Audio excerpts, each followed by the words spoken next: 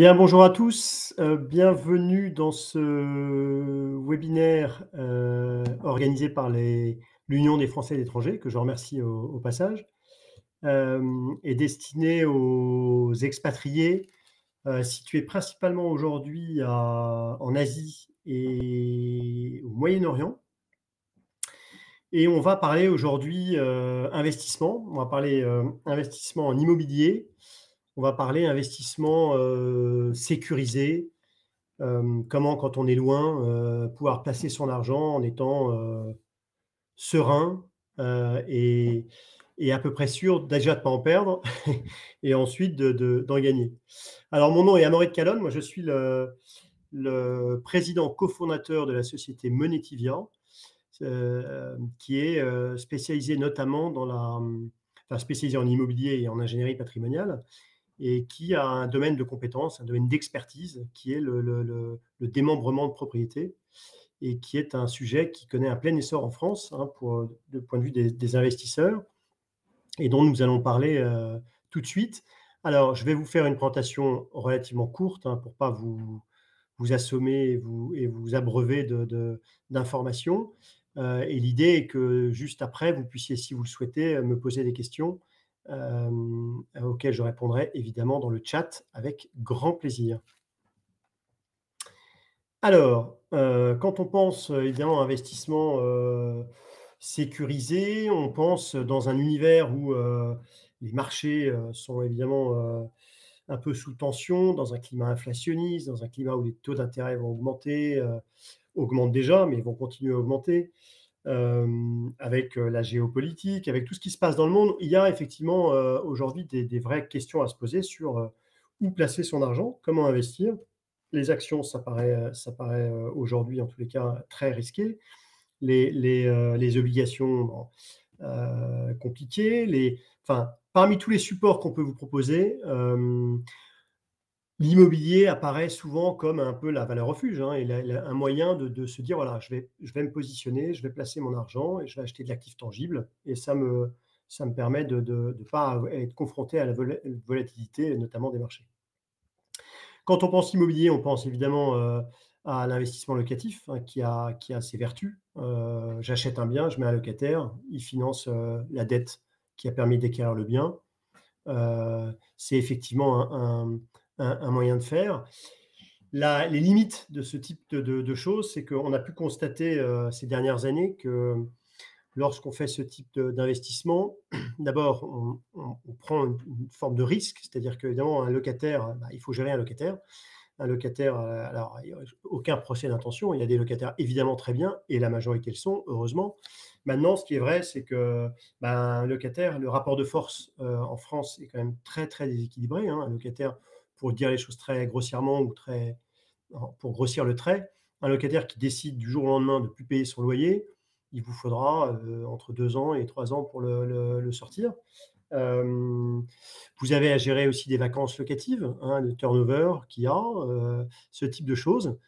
Ça, c'est pour les risques locatifs, mais si on ne fait pas de catastrophisme et on se dit qu'on a un bon locataire, on constate quand même que les rendements locatifs ont drastiquement baissé ces dernières années. Pourquoi? Parce que l'immobilier a monté, mais les loyers, eux, n'ont pas suivi. Ils ont plutôt, reculé par rapport à l'inflation, et eu égard à pas mal de décisions qui ont été prises. Je pense notamment à l'encadrement des loyers dans les grandes villes, et qui va de plus en plus se répandre. Et puis tous les coûts annexes quand on est propriétaire et qu'on met un bien en location, qui se greffent à ce type de choses, que sont, ben, la taxe foncière, les impôts qu'il faut payer. Donc taxe foncière, qui n'a cessé d'augmenter et qui va continuer à augmenter, eu égard à la taxe d'habitation qui, elle, de son côté, va être supprimée. Donc il va bien falloir que l'un compense l'autre. Les charges de copropriété qui, elles aussi, n'ont cessé d'augmenter. Donc tout ça, tous ces coûts supplémentaires, on a un revenu qui vient, mais on a des coûts, en face. Et une fois qu'on déduit tous ces coûts, on a les loyers nets. Mais sur ces loyers nets, ça y est, la fiscalité arrive, et là, je vais payer mon impôt. Donc il y a une nouvelle tranche qui ont été créées, hein. Ça dépend de votre taux marginal d'imposition. Ça, c'est quand vous êtes en France. Quand on est expat, on va en parler, il y a un taux fixe qui est prélevé. mais vous allez être évidemment imputé de la fiscalité, donc ce taux marginal d'imposition auquel s'ajoute la CSG-CRDS de 17,2%. Donc tout ça, ça part aux impôts, donc le rendement net qui reste, il ne reste plus grand-chose. Si on ajoute le temps qu'il faut passer à gérer ces locataires, voilà, globalement, en faisant du locatif, on peut être confronté à différentes choses et le jeu en vaut peut-être pas forcément la chandelle compte tenu des rendements espérés. Je vous ai mis un exemple là d'un bien que vous achèteriez à 600 000 euros. Vous mettez un locataire qui vous génère un rendement brut de 3,5%, 21 000 euros de loyer annuel. Sur ces 21 000 euros, vous allez avoir en moyenne peu ou prou 20% de coûts, d'assurance, de charges, de copro, celles qui incombent au propriétaire, de travaux, de menus fretin que vous allez avoir à droite à gauche en changeant de locataire, les travaux dans la copro, etc. La taxe foncière, voilà. Vous allez perdre sur ces 21 000, 4 200 euros en moyenne, encore une fois.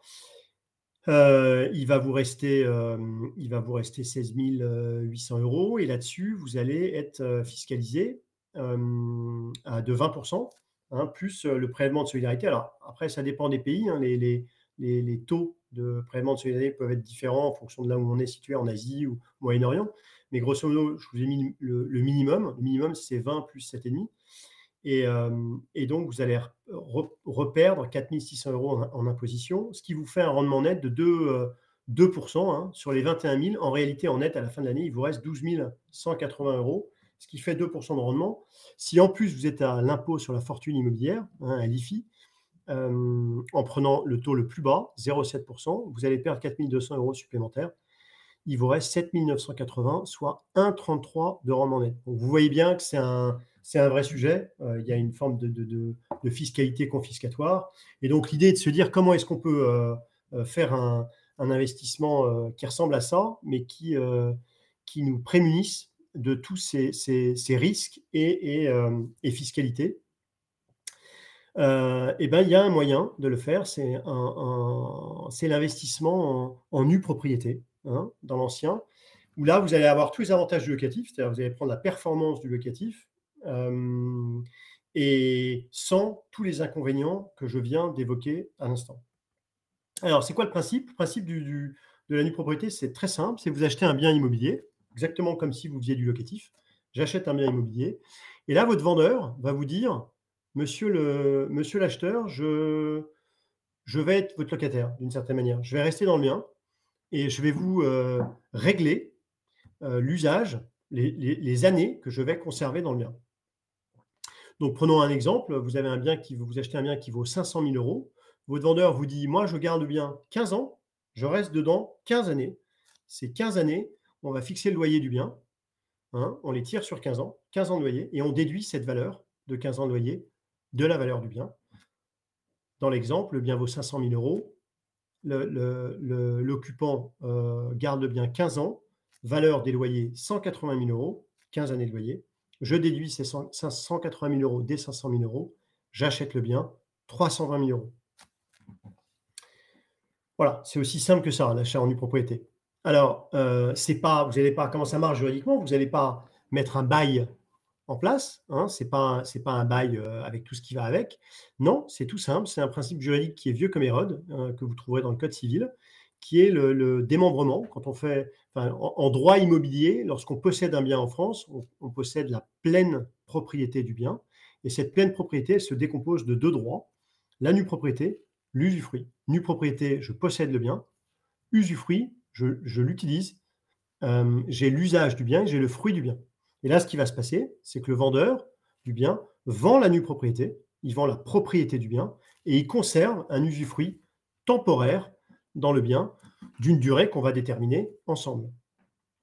Une fois l'usufruit arrivé à son terme, le bien est remembré et le nu propriétaire devient plein propriétaire de plein droit, de fait.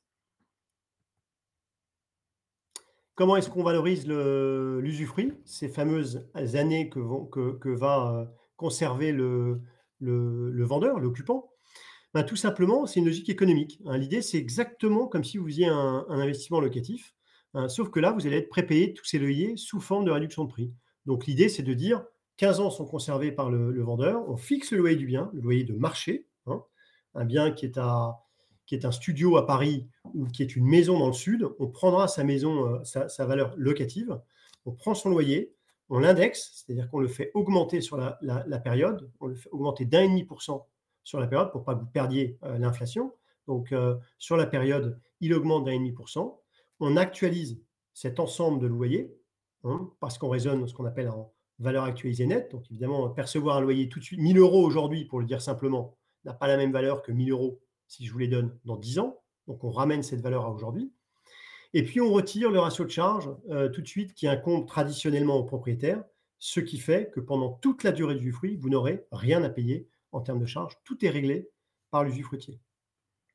Donc, vous l'avez bien compris, l'idée, elle est simple, c'est j'achète un bien avec un vendeur qui me règle par avance les X années de loyer qu'il va conserver sous forme d'usufruit temporaire dans le bien. Et donc, j'achète ce bien avec une décote, une forte décote. Il y a 2 cas de figure qui peuvent se produire, sachant qu'on fait ça majoritairement avec des personnes vendeurs qui sont des seniors. Il y a 2 cas de figure qui peuvent se produire. Le premier cas de figure, c'est que le senior qui a pris 15 ans dans le bien, qui vous a pré-réglé sous forme de réduction de prix ces 15 années, décède prématurément. À ce moment-là, qu'est-ce qui va se passer? Si, prenons un exemple, il décède 5 ans avant le terme de son usufruit, vous allez récupérer le bien 5 ans plus tôt. L'usufruit juridiquement s'éteint. Vous êtes plein propriétaire, de fait, de droit, mécaniquement, du bien. Vous allez le récupérer 5 ans plus tôt. Et parce que vous le récupérez 5 ans plus tôt, lui, il vous a payé 15 ans, mais il n'a consommé que 10. À ce moment-là, vous allez restituer la valeur des 5 années résiduelles, moyennant un abattement. L'idée est de dire, j'encaisse tous les loyers par avance. Si je dois en rendre, je rends, mais je ne rends pas tout. Je ne rends pas tout parce que sur cette valeur résiduelle, j'applique un abattement, est appliqué un abattement de minimum un tiers. C'est-à-dire que vous allez conserver un tiers de la valeur résiduelle des loyers en cas de récupération anticipée et donc d'avoir à restituer une partie de ces loyers. Donc, vous avez un gain supplémentaire si ça s'arrête avant. Deuxième cas de figure plus rare, mais qui peut se produire, sur lequel vous êtes aussi couvert. Le senior a vendu la nue propriété, a conservé un usufruit temporaire, toujours de 15 ans dans l'exemple, et au bout de 15 ans, il souhaite rester dans le bien, se donner la possibilité de pouvoir rester dans le bien. Il aura alors plus de 92 ans, 93, 94 ans. Et à ce moment-là, vous êtes protégé par une assurance parce qu'il a souscrit une assurance qui va vous verser tous les mois une indemnité tant que le bien est occupé. Hein, l'idée est de protéger votre rentabilité dans l'opération. Vous avez acheté un bien en laissant 15 ans. Au bout de 15 ans, vous le récupérez. Si vous ne le récupérez pas, c'est déjà prévu au contrat. Le senior peut rester dedans. Vous n'avez pas besoin de mettre un locataire. Vous avez l'assurance qui vous verse automatiquement tous les mois et tant que le bien est occupé, une indemnité qui est calculée de telle sorte qu'elle protège le TRI de l'opération. Donc, en résumé, on a un démembrement de propriété. J'achète la nue propriété, je laisse un usufruit temporaire avec une assurance derrière. Si ça s'arrête avant, je vais avoir mon TRI qui va augmenter. Pourquoi? Parce que je vais avoir l'abattement sur la valeur résiduelle que je dois rendre, donc qui est un gain supplémentaire. Donc, je récupère le bien plus tôt avec un gain supplémentaire, sachant que je suis assuré, je me mets dans le cas de figure, le worst case, on va dire. Imaginons que vous partiez en achetant la nue propriété en laissant un usufruit temporaire de 15 ans à votre vendeur et que patatras, il traverse, il se fait écraser, il décède. Vous récupérez le bien tout de suite. Eh bien, l'abattement est calculé de telle sorte que vous ayez un minima 15% de décote sur le bien. Vous ne paierez jamais plus de 85% de la valeur du bien. Deuxième cas de figure, ça dure plus longtemps que prévu. À ce moment-là, vous allez percevoir un revenu mensuel au-delà de l'usufruit temporaire. Tous les mois, c'est ce revenu qui protège votre rentabilité, le rendement de l'opération grâce à Allianz. Alors pourquoi la nue propriété? C'est un type d'investissement, un format d'investissement qui a des avantages, extra. C'est qu'il a un couple rendement-risque absolument, optimal. C'est minimum de risque pour maximum de performance, puisque vous allez prendre la performance du du locatif, hein. Vous êtes payé des loyers, bruts en net, en réalité, sous forme de réduction de prix. Et heu et vous avez un minimum de risque parce que vous achetez un actif tangible avec des cotes. Donc avant de toucher votre capital, il peut se passer quand même pas mal de choses. Vous l'avez bien compris, le principe du démembrement, c'est, l'équivalent de loyers qui sont perçus sous forme de réduction de prix. X années de loyer. Si vous faites, un usufruit avec 5 ans, 10 ans, 15 ans, 20 ans, 25 ans, vous aurez 5 ans, 10 ans, 15 ans, 25 ans de loyer perçus sous forme de réduction de prix à l'acquisition du bien. Alors, la première remarque, c'est qu'évidemment, vos loyers sont totalement sécurisés, hein, puisqu'ils vous sont payés à 100 sous forme de réduction de prix. Vous n'avez aucun risque locatif. Deuxième énorme avantage, ils ne sont pas fiscalisés. Hein, vous ne passez pas par la case impôt. C'est pas j'achète un bien qui vaut 1 million d'euros, je l'achète 600 000 euros parce que je laisse 15 ans, comme dans l'exemple ici, je le laisse 15 ans à mon vendeur, donc ces 15 années valent 40 donc 400 000 euros. J'achète 600 000 euros le bien. Au lieu d'acheter le bien 1 million d'euros et qu'on me fasse un chèque de 400 000 euros qui correspond aux 15 années de loyer que conserve le vendeur, si vous faites ça, les 400 000 euros, vous êtes fiscalisé. C'est du revenu foncier. C'est beaucoup plus malin de dire 1 million d'euros moins 400 000 euros, j'achète le bien 600 000, et là, soudainement, les 400 000 euros, fiscalité zéro. C'est-à-dire que lorsque vous allez revendre le bien, j'ai acheté le bien 600 000 qui vaut 1 million d'euros. Lorsque je vais le récupérer, si je le revends, disons 1 million d'euros, eh bien, la différence entre 600 000 et 1 million, les 400 000 euros, la décote, l'usufruit, écrase totalement la fiscalité. J'ai zéro impôt sur ces 400 000 euros. Autre avantage, la taxe foncière, les charges de copro pendant toute la durée du fruit sont réglées par l'occupant, par le vendeur, par l'usufruitier, hein.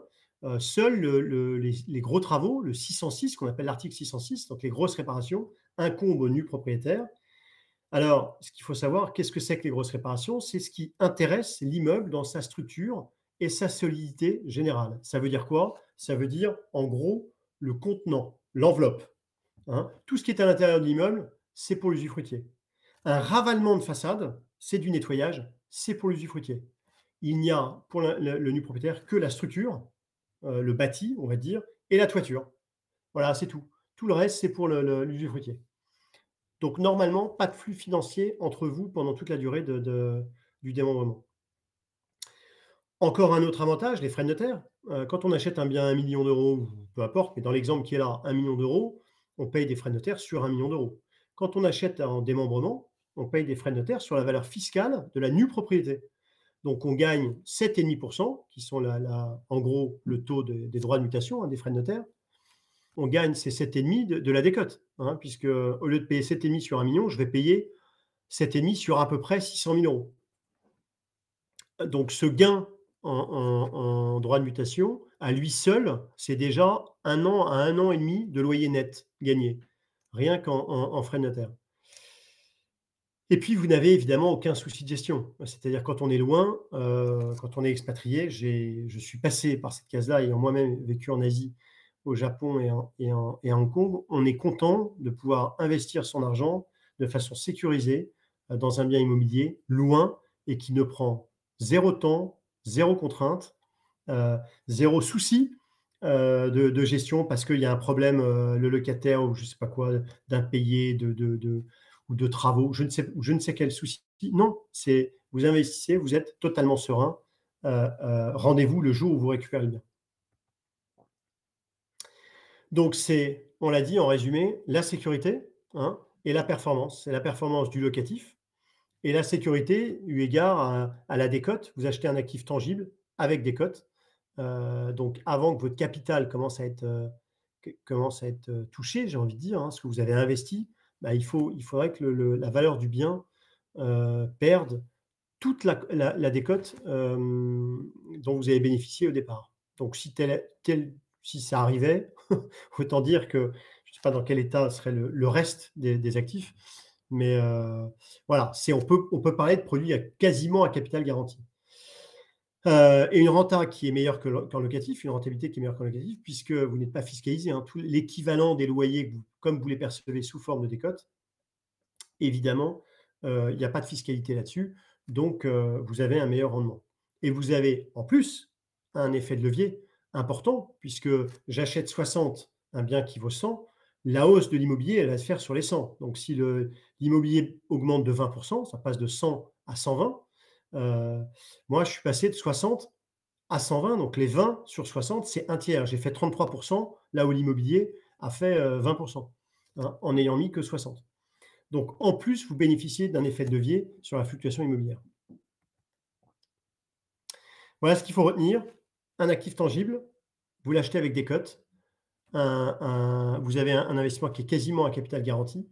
Vous touchez 100% de la performance. Ça, c'est un point à relever. Ce n'est pas comme quand on investit dans un fonds d'investissement, dans du PERP, dans un PER, dans des actions, etc. Il y a toujours des frais de gestion qui sont prélevés par la société de gestion, hein, ou par le gérant du fonds, qui vous sont pris chaque année et qui grèvent la performance qui vous est rendue.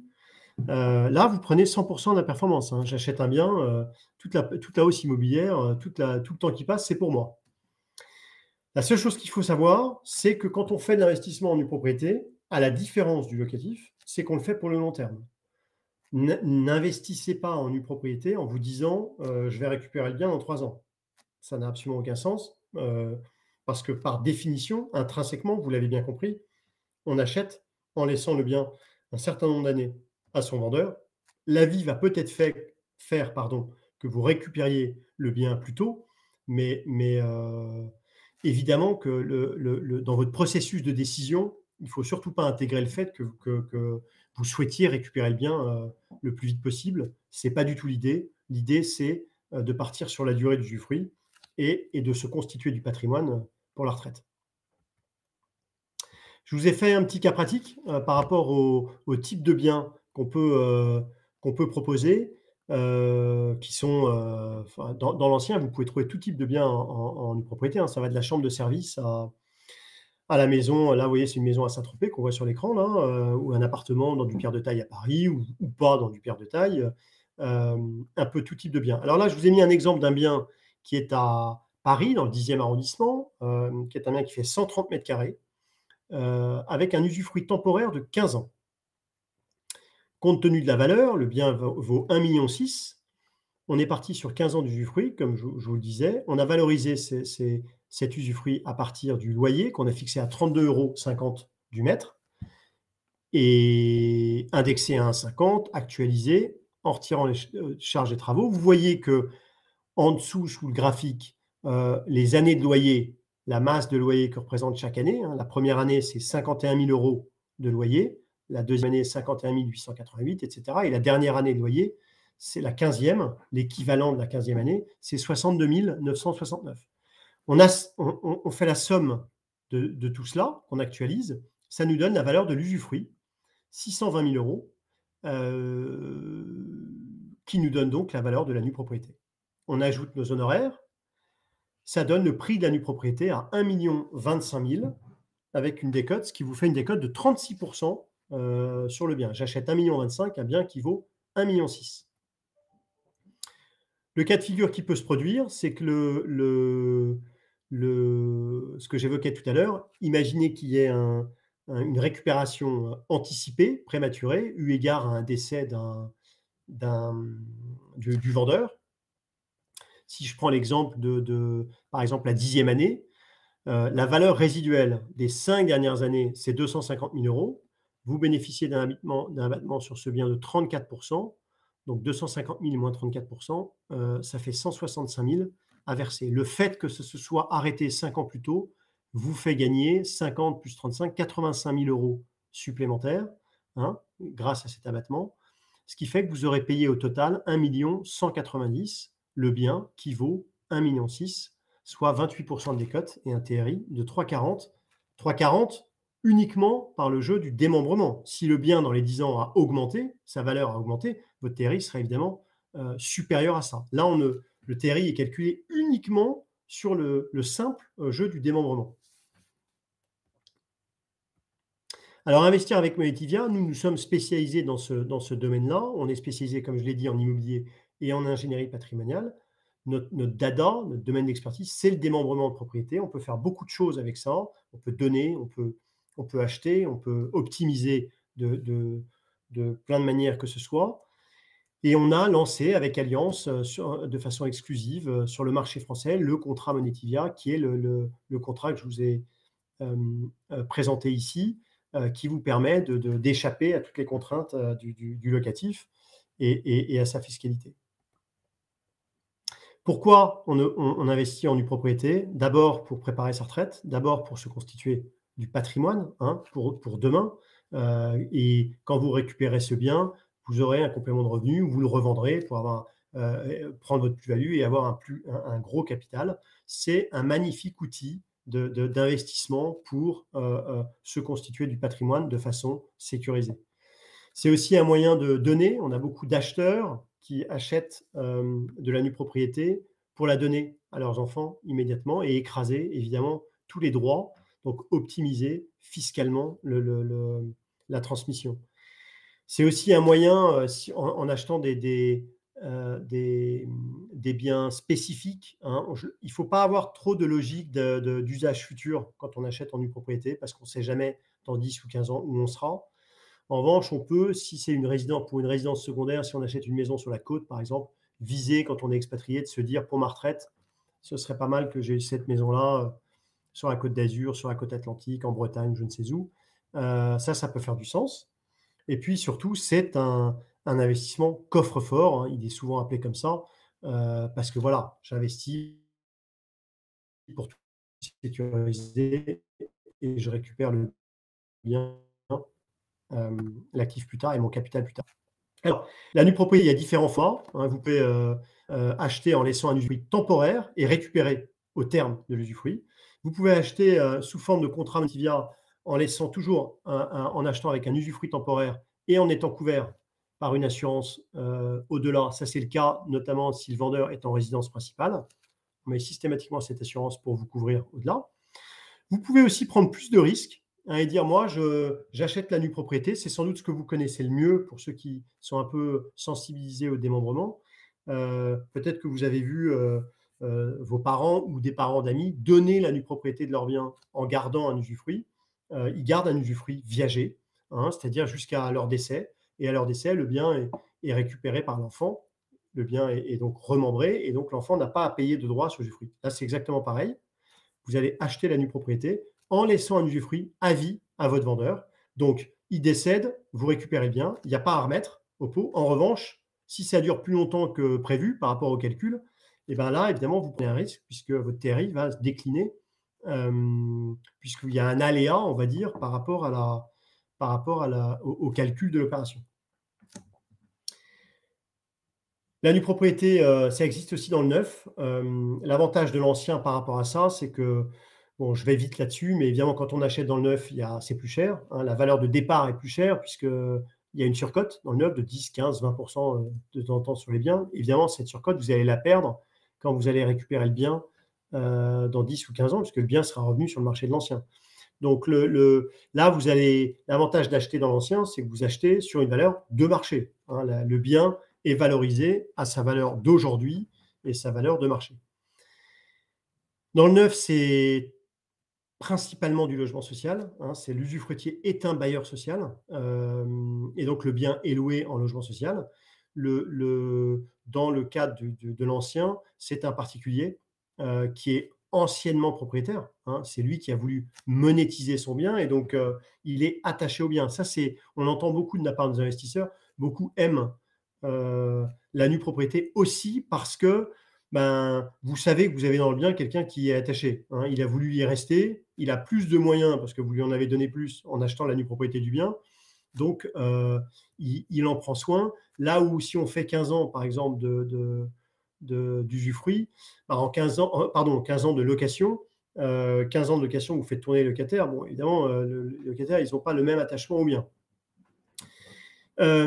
Acheter en nue propriété dans l'ancien, c'est aussi acheter du bien diffus dans des grandes villes qui ont une valeur locative forte, qui ont une valeur patrimoniale. Quand on est dans le neuf, il y a des problèmes de foncier, donc il faut construire plutôt en périphérie des villes, plutôt loin. Il faut toujours penser à la ressortie quand on achète un bien. Si jamais vous voulez, c'est sa liquidité qui est absolument clé. Donc l'avantage de l'ancien, c'est que vous allez acheter l'appartement de monsieur et madame tout le monde, au cœur des villes. Et Monetivia vous proposera principalement des biens au cœur des villes, en tous les cas qui ont toujours soit une valeur locative forte, soit une valeur patrimoniale. Et puis le dernier point, c'est quand on fait du neuf, quand on investit dans le neuf, c'est des programmes, donc c'est des immeubles qui sortent X appartements d'un coup, donc c'est X appartements d'un coup qui ressortiront à la fin de l'usufruit. Bon, là au moins vous êtes sur une offre sur mesure, diffus, vous voulez acheter dans Paris, dans le 16e, dans le 8e, vous voulez acheter à Nice, à Lyon, à Bordeaux, je ne sais où, dans la ville, vous achetez encore une fois un appartement qui est unique. Voilà ce qu'on peut dire sur la comparaison. Donc en résumé, et j'en aurais fini, voici une solution qui est particulièrement adaptée aux non-résidents, aux expatriés. Quand on est loin, on est content de ne pas avoir à s'embêter à gérer du locatif, à ne pas avoir de flux financiers à gérer. Et puis c'est aussi un moyen de préparer son retour, d'être dans le marché. Aujourd'hui, ceux qui n'ont pas investi il y a quelques années en France, aujourd'hui s'en mordent un peu les doigts parce que l'immobilier est bien monté. Donc c'est un moyen d'être dans le marché de façon sécurisée, avec des cotes, donc avec un gain quasi immédiat. Voilà ce qu'on pouvait dire sur l'investissement en nue propriété, sachant que les expatriés sont aujourd'hui un quart, en tout cas au sein de Monetivia, un quart de nos investisseurs. Voilà ce qu'on pouvait dire sur la nue propriété. J'ai fait une petite demi-heure. Ce que je vous propose, c'est si vous avez des questions, de ne pas hésiter à les poser à travers le chat. Je vais y répondre avec grand plaisir. Alors, là, une question de Jérôme qui dit Prums. Jérôme B, quel type de biens proposez-vous? Peut-on les visiter? Alors, peut-on les visiter? Oui, tous nos biens sont visitables, évidemment, parce que ça, par rapport au neuf, vous achetez pas sur plan, vous achetez un bien qui existe, et donc évidemment, vous pouvez les visiter. Quel type de bien on propose? Eh bien, c'est un peu ce que j'ai commencé à évoquer pendant la présentation. Nous proposons tous les biens qui font du sens pour un investisseur sur le long terme. Ça veut dire quoi? Ça veut dire que c'est un bien qui, quand vous le récupérez, se loue immédiatement. Quand vous le récupérez, a une valeur qui, de par sa localisation, lui confère un risque une quasi-certitude d'avoir, en tous les cas, une valeur patrimoniale, une valeur dans le temps, parce que là où il est situé, il y a une forte densité, il y a une demande qui est faite. On ne prendra pas, par exemple, de biens dans la pampa ou de biens de faible qualité. On ne prendra pas d'immeubles de bar HLM, ça jamais. C'est plutôt des biens, encore une fois, qui sont situés au cœur des villes ou proche des côtes, ou des belles, jolies maisons qui ont de l'intérêt pour un particulier. Question d'Hector B. Quelle est la différence avec un viager? Eh bien, la différence, c'est une question de risque, tout simplement. C'est le risque que vous êtes prêt à vendre. Alors, un viager, en général, on paye une rente tous les mois et jusqu'au décès du vendeur. On n'est pas du tout dans un schéma comme celui-là aujourd'hui. La nue propriété, c'est je paye une fois le prix de la nue propriété, je laisse un temps donné à mon vendeur, et ensuite, soit je récupère, soit je suis indemnisé tous les mois, je suis couvert par une assurance. Donc, il n'y a absolument pas d'aléa viager. Un viager, c'est j'achète un bien, les calculs sont faits sur l'espérance de vie du vendeur. Il décède avant, j'ai gagné. Il décède après, j'ai perdu. Donc, il y a une forme de pari, il y a une forme oui, vous êtes un peu joueur quand vous faites un viager. Donc, c'est pour ça que c'est vraiment votre propension, j'ai envie de dire, à prendre des risques. C'est une question de risque. Question de Camille: «Est-il possible d'acheter plusieurs biens pour jouer la diversification?» Bien sûr qu'il est possible d'acheter plusieurs biens, ça c'est en fonction de votre budget. On a des biens qui vont en nue propriété de 200 000 €, 200-250 000 € bas de fourchette, à plusieurs millions d'euros. Il y en a pour, encore une fois, tous les goûts. C'est en immobilier, quand on investit en immobilier, il y a beaucoup de vérités, hein, il n'y a pas une seule vérité. Il y a les gens qui visent, qui ne jurent que par Paris. Il y a les gens qui, dans Paris, ne jurent que par les quartiers bourgeois et pas les plus populaires. Il y a les gens qui visent en dehors de Paris la première couronne parce qu'avec le Grand Paris, ils visent toutes les interconnexions et nous demandent d'avoir des appartements en première ou deuxième couronne. Il y a les gens qui adorent il y a les investisseurs qui adorent les grandes villes type Bordeaux, Nice, Lyon, Rennes, et j'en oublie. Enfin, voilà, il y en a pour tous les goûts. Chacun est maître de ses investissements. Question de Jeanne P: est-ce que je peux acheter ma future résidence principale pour ma retraite avec cette formule? La réponse est oui, avec la limite suivante, c'est comme je l'ai dit tout à l'heure, moi je suis assez circonspect sur le fait d'acheter en nue propriété un bien avec comme objectif de l'habiter à terme. Pourquoi cela? Bah, vous le savez mieux que tout le monde, hein, vous êtes les premiers à le savoir.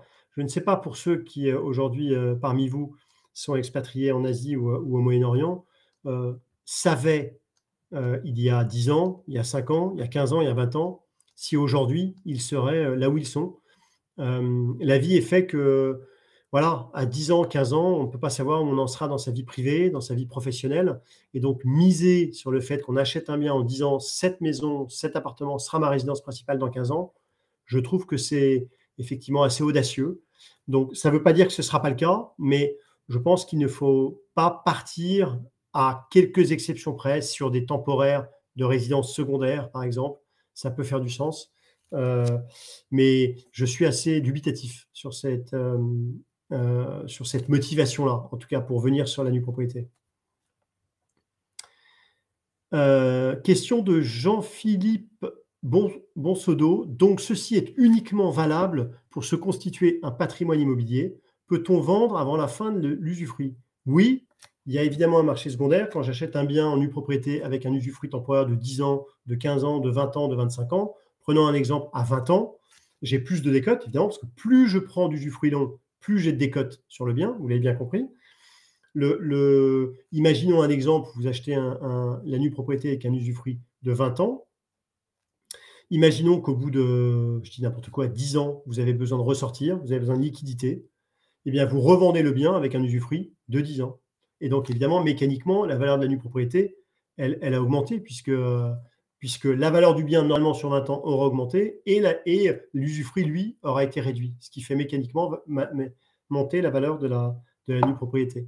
Donc oui, vous pouvez le faire. Maintenant, pour être tout à fait précis, vous perdrez l'avantage fiscal qui est que lorsque j'achète un bien en nue propriété, que je le revends en ayant récupéré la pleine, mon prix de revient pour le calcul de la plus-value, c'est la pleine, hein. C'est l'exemple que je donnais tout à l'heure. J'achète 600 000, un bien qui vaut 1 million. Lorsque je récupère le bien en pleine propriété et que je le revends, mon prix de revient, c'est 1 million.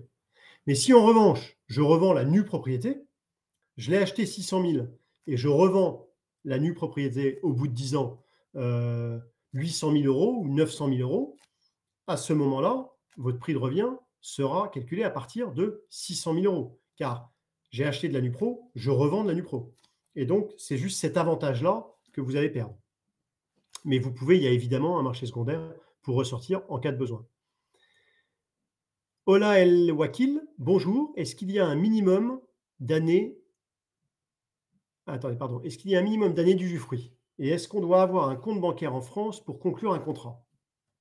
Alors, il y a un minimum d'années d'usufruit, oui, parce qu'en général, quand on fait ce type d'investissement, on veut de la décote. Donc, on ne veut pas acheter avec 1 an d'usufruit pour récupérer et du coup acheter quasiment au prix plein le bien. Donc, en général, le minimum d'usufruit que nous proposions aux investisseurs, c'est 5 ans. On fait des biens entre 5 ans et 25 ans d'usufruit. Donc 5 ans, c'est en général des personnes, soit c'est des résidences, enfin, c'est des biens que vous allez récupérer au bout de 5 ans, hein, qui sont des temporaires secs, où le vendeur le fait pour une raison très précise. Il finance en général une autre opération derrière. Soit, soit on peut aller après, sur des durées plus longues, pour ceux qui le souhaitent et avoir beaucoup plus de décote. Typiquement, quand on a 40 ans, bah, il vaut mieux aller, chercher des usufruits à 20 ans, pour sa retraite, et comme ça, vous achetez des biens avec, des très fortes décotes, 40-50 de décote. Est-ce qu'on doit avoir un compte bancaire en France pour conclure un contrat? Alors non, mais en revanche, de 2 choses l'une. Soit vous achetez sur fonds propres, on n'a pas parlé des financements, mais si vous achetez sur fonds propres, il n'y a pas de problème. Si vous achetez avec de la dette, là, il faudra effectivement pouvoir fournir une garantie en France à la banque. En France à la banque, ça veut dire soit un autre actif immobilier sur lequel la banque va prendre une hypothèque, soit du financier, une assurance vie par exemple, un contrat assurance vie, que la banque va nantir pour vous prêter. Vous êtes loin, donc elle vous prête, ok, mais sous certaines conditions, il faudra lui donner une garantie déplacée. Question de Joachim Delahaye. Vous parlez d'un deal entre particuliers ici et non pas d'un particulier à un vendeur, style entreprise ou agence immobilière. Non, non, c'est bien entre particuliers. Si je prends le cas de Monetivia, nous, on structure l'opération, on structure avec le vendeur et on propose le bien à un acheteur. Mais l'opération est bien un acte notarié. C'est comme une opération immobilière classique que vous allez pouvoir faire quand vous achetez n'importe quel bien immobilier. C'est chez le notaire, vous avez l'acheteur à son notaire, le vendeur à son notaire et vous achetez, avec un acte authentique notarié, un bien à monsieur X. Question d'Alix. Si on veut prendre plus de risques, est-il possible de laisser un usufruit à vie au vendeur? Oui, comme je l'ai expliqué, vous avez la possibilité, de laisser un usufruit à vie, dit autrement un usufruit viager, hein, c'est appelons un chat un chat, à votre, vendeur. C'est-à-dire que là, dans ce cas de figure-là, ça, ce sera des biens qu'on va vous proposer où le vendeur, lui, dit: «Moi, je vends la nue propriété de mon bien et je garde un usufruit sur le bien, à vie». Et là, évidemment, c'est plus aléatoire, mais ça veut dire que si jamais il venait à casser sa pipe, on va faire les calculs là à partir de son espérance de vie, hein. S'il a 15 ans d'espérance de vie, on détermine le prix de la nue propriété par rapport à ça. Si ça dure plus longtemps, eh ben, vous serez un peu perdant, en tout cas votre rendement va diminuer. Si ça dure, moins longtemps, eh ben, vous serez, plus gagnant, on va dire, sur l'opération. Question de Jean-Philippe: peut-on financer ce genre d'acquisition facilement? Alors comme je l'ai précisé, alors je ne sais pas si, la question est arrivée après ma réponse de tout à l'heure, mais je pense que oui. On peut financer. La condition sine qua non quand on est non résident, c'est d'avoir des actifs en France que l'on puisse donner en garantie. Car la banque ne prendra pas en garantie la nue propriété. Elle peut vous prêter, mais elle ne prendra pas l'actif qu'elle finance en réalité, hein, la nue propriété du bien. Donc il faut que vous puissiez avoir à côté soit un autre bien immobilier locatif ou une résidence principale, soit du financier. Question de Luc: pourquoi le vendeur accepte-t-il de payer une assurance au bénéfice de l'acheteur? Eh bien, tout simplement parce que le vendeur se laisse, s'il le fait, la possibilité de pouvoir rester dans le bien au-delà du usufruit temporaire. Il sait qu'il aura un grand âge, hein, il sait il sera un nonagénaire, hein, puisque les termes des usufruits qui sont faits avec les seniors vont toujours au-delà de 92 ans. Hein, le terme sera, par exemple, si la personne a 75 ans, on fera au moins 17 ans d'usufruit. Donc, il sait qu'il aura un âge avancé et il veut, se laisser la possibilité de pouvoir rester dans le bien si jamais la vie fait qu'il a besoin d'y rester. Et deux, ce qu'il faut que vous sachiez, c'est que si en revanche, il quitte le bien, c'est lui qui récupère l'assurance, hein. Et c'est pour ça qu'il la paye. Il la voit comme une forme de prévoyance. Il sait que pour ses vieux jours, après avoir passé ces 17 années dans mon exemple, dans le bien, au terme de l'usufruit, il sait qu'il a soudainement une rente, une indemnité qui lui est payée tous les mois parce qu'elle est sur sa vie.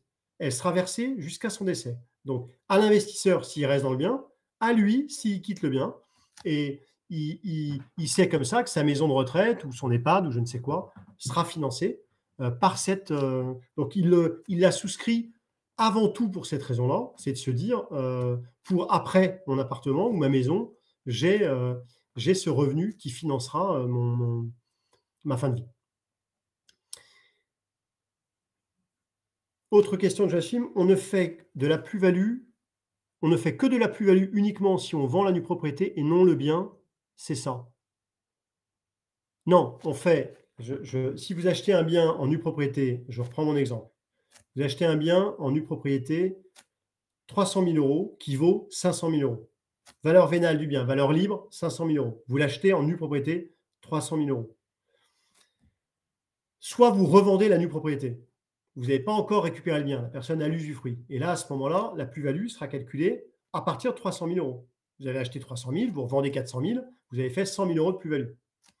Soit vous avez récupéré le bien. On est au terme de l'usufruit, vous avez le bien. Vous en jouissez, vous en faites ce que vous voulez. Vous décidez de le revendre. Là, le prix de revient pour le calcul de la plus-value, c'est 500 000 €. Ce n'est pas 300 000. Les 200 000 de décote, elles sont totalement défiscalisées.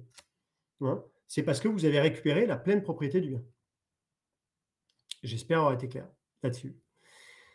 Question de Claire, comment payer le complément de prix en cas de décès prématuré? Eh bien, c'est très simple. D'abord, ce qu'il faut savoir, c'est que vous avez 6 mois pour verser ce complément en cas de décès prématuré du vendeur. Hein, vous allez effectivement récupérer le bien tout de suite, mais vous avez 6 mois pour verser ce complément aux ayants droit du vendeur à compter du jour où vous disposez du bien. Pas à compter du décès, mais à compter du jour où vous avez les clés du bien. 6 mois, pourquoi? Parce que on veut vous laisser le temps, évidemment, de choisir votre façon de faire. Soit vous avez les fonds, ça règle le problème. Vous avez les fonds, vous réglez le complément. Soit vous dites j'emprunte. Un bien, je ne sais pas, je dis n'importe quoi, que vous avez acheté, qui vaut 500 000 €, vous avez acheté 300 000 € en UPRO, il faut remettre, je ne sais pas, 40 000 € de complément. Vous êtes soudainement devenu propriétaire d'un bien de 500 000, vous appelez votre banque, vous dites est-ce que vous pouvez me prêter 40 000 €, je vais faire du locatif, ou pas d'ailleurs, mais si c'est pour en plus faire du locatif, prêtez-moi 40 000 €, je pense qu'il vous faut à peu près une demi-journée pour régler le problème. Donc vous pouvez financer ça, ou alors, troisième possibilité, ce qui est le cas de beaucoup d'acheteurs, d'investisseurs, ils disent moi, s'il y a décès prématuré, je revends le bien immédiatement, je prends ma plus-value nette d'impôt et je recommence. Pourquoi? Je reprends mon exemple, le bien vaut 500 000 €, vous l'avez acheté 300 000, vous avez 40 000 à rajouter parce qu'il y a récupération prématurée, anticipée. Vous revendez le bien, allez, je suis très conservateur, 500 000, je pars du principe qu'il n'a pas pris de valeur. Ça vous a coûté 300 plus 40, 340 000 €, 160 000 € dans votre poche, net d'impôt. Et vous recommencez.